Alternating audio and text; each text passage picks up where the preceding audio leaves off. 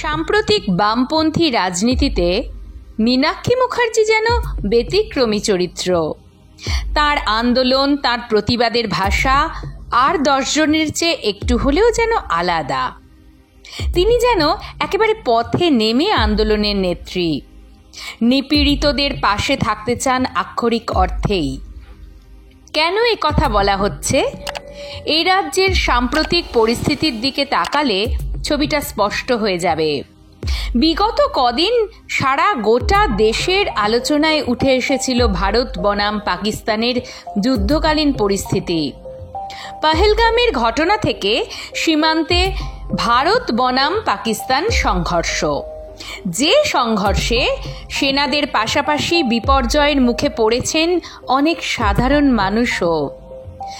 শেষ পর্যন্ত আমেরিকার প্রেসিডেন্ট ডোনাল্ড ট্রাম্পের হস্তক্ষেপের পরে সংঘর্ষ বিরতিও হয়েছে। তবে কোথাও একটা যুদ্ধকালীন আবহ যেন এখনো থেকে গিয়েছে। উত্তাপ একটা রয়েইছে। এসবের মধ্যে এসএসসিতে চাকরি বাতিল নিয়ে সল্টলেকের বিধান ভবনের সামনে হয়ে গেল ধুন্ধুমার কাণ্ড। ঠিক এই ঘটনাতেই আবার আবির্ভাব ক্যাপ্টেন মীনাক্ষী মুখার্জির। না হলে ভারত পাকিস্তানের সংঘর্ষ নিয়ে সেভাবে স্বভাবসিদ্ধ ভঙ্গিতে জ্বলে উঠতে দেখা যায়নি মীনাক্ষীকে। বরং অনেক বেশি সংবাদ মাধ্যম থেকে সামাজিক মাধ্যমে সক্রিয় থাকতে দেখা গিয়েছে শতরূপ ঘোষ, সৃজন ভট্টাচার্যের মতো তরুণ নেতাদের। কিন্তু এসএসসির আন্দোলন ফের শিরোনামে জায়গা করে নিতেই মীনাক্ষীকে দেখা গেল স্বমহিমায়।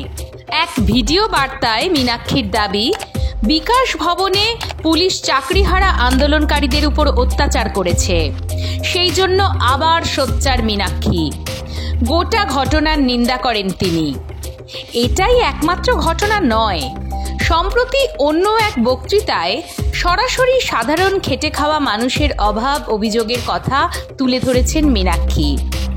বলেছেন, ভারত পাকিস্তান সংঘর্ষের কথা যখন একদিকে চলছে, তখন চাকরিহারা মানুষের লড়াইয়ের কথা ভুলে গেলে চলবে না ওষুধের দাম বেড়ে যাওয়ায় কিভাবে বিপাকে পড়ছেন দেশের মানুষ।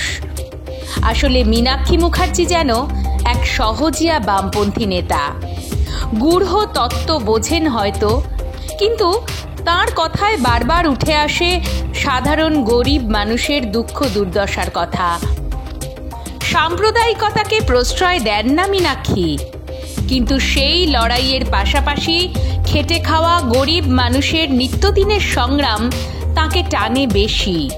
তাই বলেন, যান গিয়ে জিজ্ঞেস করুন আজ খেতে পেয়েছেন কিনা, 100 দিনের কাজ কোথায় গেল।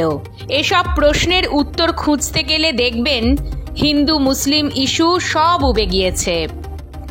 হয়তো নব্য সিপিআইএমে এই এক ভারসাম্যের প্রতীক, যেখানে রাষ্ট্রীয় ইস্যুতে চোখা চোখা বিশ্লেষণে নিজেদের মত প্রকাশ করছেন ঝকঝকে নেতা শতরূপ সৃজনরা, আর সহজিয়া নেত্রী হিসেবে ধুলো মাখা পথে গরিব মানুষের পতাকা বয়ে নিয়ে যাচ্ছেন ক্যাপ্টেন মীনাক্ষী মুখার্জি।